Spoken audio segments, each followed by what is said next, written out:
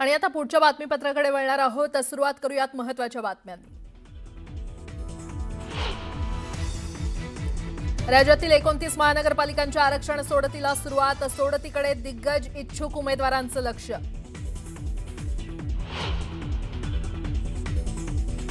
दिल्ली स्फोटाचं काश्मीरमधल्या पुलवामातील कनेक्शन आलं समोर। पोलिसांनी आमिर, तारिक आणि उमरला घेतलं ताब्यात।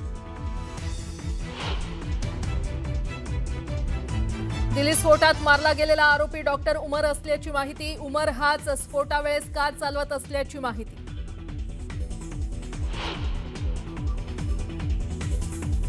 दिल्ली बॉम्बस्फोटात हाय इंटेन्सिटी केमिकल बॉम्बचा वापर। एफएसएलच्या टीमकडून केमिकलचा तपास सुरू।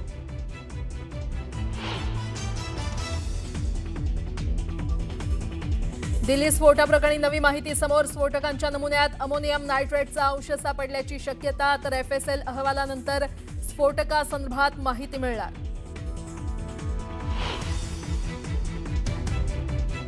दिल्ली बॉम्बस्फोट प्रकरणी काश्मीरपर्यंत छापेमारी आणि चौकशी सुरू। कार पार्किंगच्या जागी लावणाऱ्याची कसून चौकशी सुरू। दिल्ली बॉर्डरवरच्या सीसीटीव्ही फुटेजची तपासणी।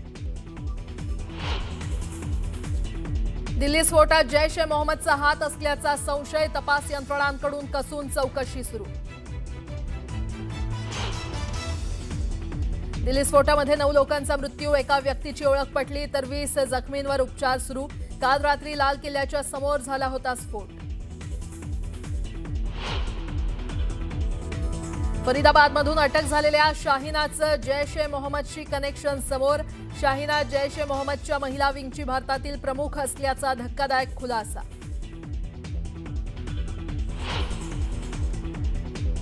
आणि दिल्ली स्फोटाच्या पार्श्वभूमीवर राज्यात हाय अलर्ट। महत्त्वाच्या ठिकाणी सुरक्षेत वाढ। तर संशयास्पद वाहनांची कसून तपासणी सुरू।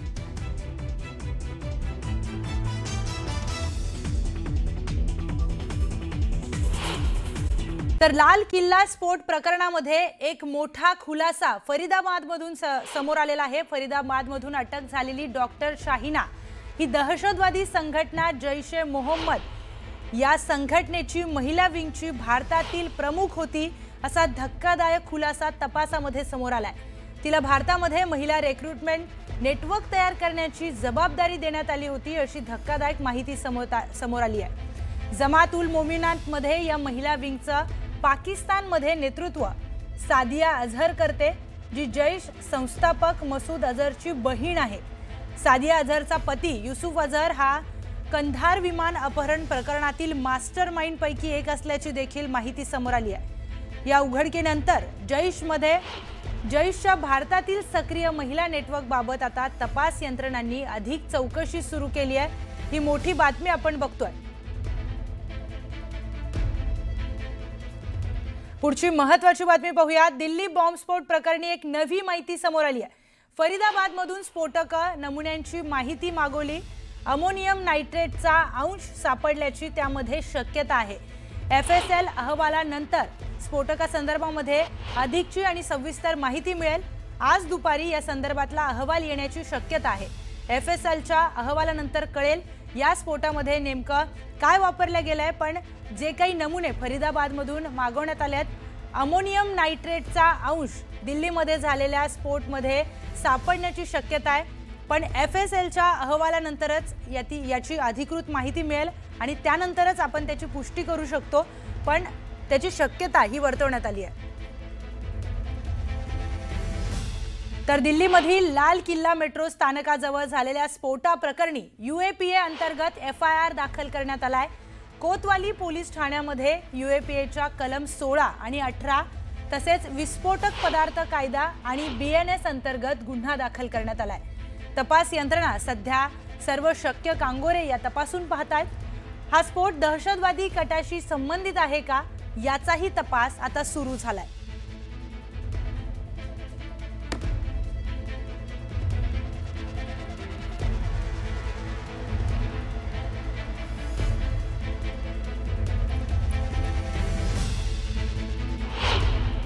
तर दिल्ली बॉम्बस्फोटाच्या पार्श्वभूमीवर केंद्रीय मंत्रिमंडळाची एक मोठी बैठक होणार आहे त्याची माहिती समोर आली आहे।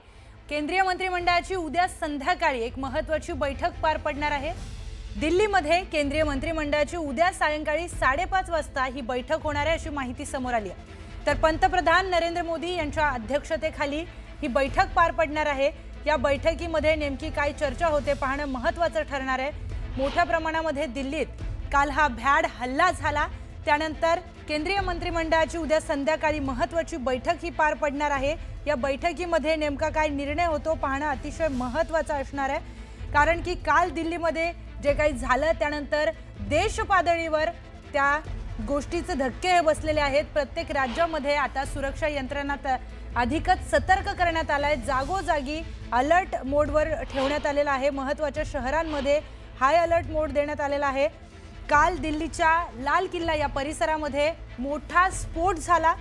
लाल किल्ला मेट्रो स्टेशन जवळ कारचा गेट नंबर 1 म्हणजे मेट्रोचं जिथे स्टेशन आहे त्या स्टेशनच्या गेट नंबर 1 ला मोठा ब्लास्ट झालाय। एका मूव्हिंग कारमध्ये हा ब्लास्ट झाला, त्यानंतर अनेक लोक जखमी झालेत।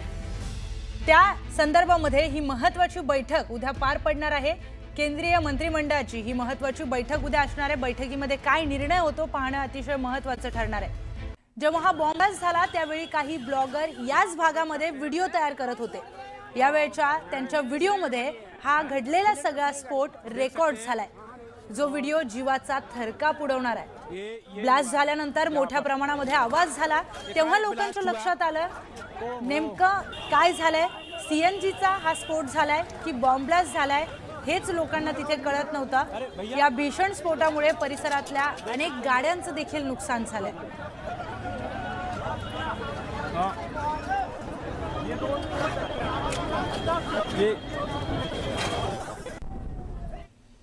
तर दिल्लीत झालेल्या भीषण स्फोटामुळे एकच खळबळ उडाली आहे।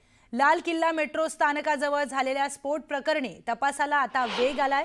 या स्फोटाचा आता आणखी एक व्हिडिओ समोर आलाय। एका यूट्यूबर आपल्या मोबाईलमध्ये व्हिडिओ शूट करत असताना हा स्फोट झाला आणि या स्फोटाची भीषण दृश्य त्याच्या कॅमेऱ्यात कैद झाली। ज्या क्षणी हा स्फोट झाला त्यानंतर परिसरामध्ये एकच हाहाकार उडाला।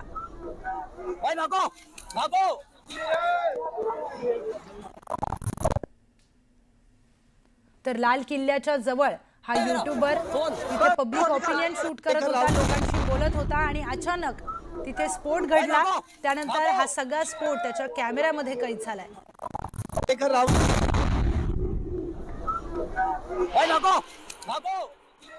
मेरी मौसी का लड़का था जी, अशोक कुमार। ये मंगरोला गांव पड़ता है, अमरोहा के पास, जिला अमरोहा, तहसील हसनपुर। ये उनके भाई हैं सगे, मेरी मौसी के बड़े लड़के हैं। तो दो ही भाई थे। वो क्लस्टर डिपो में ड्यूटी करता था, क्लस्टर बस में कंडक्टर था। काफ़ी गरीबी स्थिति है, बहुत ज़्यादा बुरा हाल में। मान लो इनका घर तो पूरा ख़त्म हो चुका है। दो भाई हैं और बहनें हैं, और अशोक की खुद की 2 लड़की हैं और 1 लड़का है। छोटे छोटे बच्चे हैं। अब पता नहीं कैसे चले गए घर, भगवान जाने किस कारण आया। ड्यूटी मेरे हिसाब से ड्यूटी ऑफ करने के बाद शायद लाल किले से निकल के जा रहा हो तो वहाँ ब्लास्ट में वो 2 जने थे, दोनों के दोनों मारे गए। तर दिल्ली स्फोटामध्ये 20 जण जखमी झाली आहेत। या जखमींची नावं समोर आली आहेत, पाहूयात। तर दिल्ली स्फोटामध्ये 20 जण जखमी झाली। शायना प्रवीण, शिवा जयस्वाल, हर्षल आझाद अशी जखमींची नावं आहेत। जोगिंदर भवानी शर्मा, गीता प्रसाद, विनय पाठक, विनोद सिंग, शिवम झा, मोहम्मद शहनवाज, त्याचबरोबर अंकुश शर्मा, मोहम्मद फारूक कादिर, तिलकराज चंद, मोहम्मद साफवान, मोहम्मद जैनुद्दीन, किशोरलाल अशी जखमींची नावं आहेत। दिल्ली स्फोटामध्ये 20 जण जखमी झाली आहेत, त्या जखमींची नावं आता समोर आली आहेत। तर मोठ्या प्रमाणामध्ये दिल्लीत हा स्फोट झाला। या स्फोटामध्ये अनेक जण जखमी झाले आहेत। 20 जणांची ही नावं समोर आली आहेत। अनेकांची कुटुंब उद्ध्वस्त झाली आहेत। काही दृश्य आपण स्क्रीनवर बघतोय। अतिशय अनपेक्षित असा हा स्फोट तिथे झाला। मोठ्या प्रमाणात गर्दी त्या भागामध्ये नेहमीच असते आणि संध्याकाळच्या वेळी त्या भागामध्ये मोठ्या प्रमाणात गर्दी असते, त्याच वेळी हा स्फोट घडवून आणलाय। घर नहीं गया, फोन मिलाया नहीं मिला। फिर उसके बाद में 11 बजे रात में किसी ने फ़ोन उठाया, फिर बताया कि अमर ज्योति में आ जाइए। इमरजेंसी में। अब फ़ोन किसने उठाया ये नहीं पता किसने उठाया फ़ोन। फिर वहाँ से यहाँ आए, पहचान करने के लिए बात हुई तो इतने आसान से तो घुसने नहीं दिए। फिर 12 बजे रात में करीब अंदर जाने दिया पहचान करने के लिए। अब डेड बॉडी मिली है, पोस्टमार्टम बता रहे हैं कि हो रहा है। सीन ऑफ क्राइम देख रहे हैं। सीन ऑफ क्राइम के ऊपर फॉरेंसिक साइंस की एफएसएल की टीम भी है, उसके अलावा और भी स्पेशलाइज्ड एजेंसीज की, दिल्ली पुलिस की टीम भी है, एनएसजी की टीम भी है, जो पूरे सीन ऑफ क्राइम को यहाँ पे एग्जामिन कर रही हैं, आसपास के इलाके को भी एग्जामिन कर रही हैं और जो भी इसकी इन्वेस्टिगेशन के लिए ज़रूरी एविडेंसेज और ट्रेसेस हैं वो सारे कलेक्ट किए जा रहे हैं। तर I-20 कारमध्ये हा स्फोट घडवून आणण्यात आला होता। त्यानंतर आता पोलिसांकडून कसून तपासणी सुरू आहे। कार कुणाच्या मालकीची, तिची खरेदी विक्री कोणी केली याचा तपास आता केला जातोय। तर काल दिल्लीच्या लाल किल्ला परिसरामध्ये हा धक्कादायक आणि मोठा स्फोट झाला। ह्युंडाईच्या I-20 कारमध्ये एका चालत्या गाडीमध्ये हा स्फोट घडवून आणण्यात आलाय। या स्फोटाचे धक्के मोठ्या प्रमाणात होते। जवळपासच्या परिसरामध्ये या स्फोटाचे धक्के बसलेत आणि त्याचबरोबर 10 ते 11 गाड्या या स्फोटामध्ये जळाल्यात। अनेक लोक त्या स्फोटामध्ये जखमी झालेत। 8 पेक्षा जास्त लोक यामध्ये मृत्युमुखी पडलेत। लाल किल्ला मेट्रो स्टेशन जवळ एका मूव्हिंग कारमध्ये हा स्फोट घडवून आणण्यात आला। ह्युंडाईची I-20 ही कार होती। ती कार नेमकी कुणाच्या मालकीची आहे, ती कोणी विकली, कोणी खरेदी केली या सगळ्यांचा तपास आता पोलिसांकडून आणि सुरक्षा यंत्रणांकडून सुरू झालाय। जे लोक यामध्ये जखमी झालेत त्यांच्यावर LNJP या हॉस्पिटलमध्ये उपचार सुरू आहेत। मोठ्या प्रमाणामध्ये राजधानी या स्फोटामुळे हादरली आहे। अनेक ठिकाणी आता सुरक्षा यंत्रणा या तैनात करण्यात आल्या आहेत आणि हाय अलर्ट जारी करण्यात आला आहे।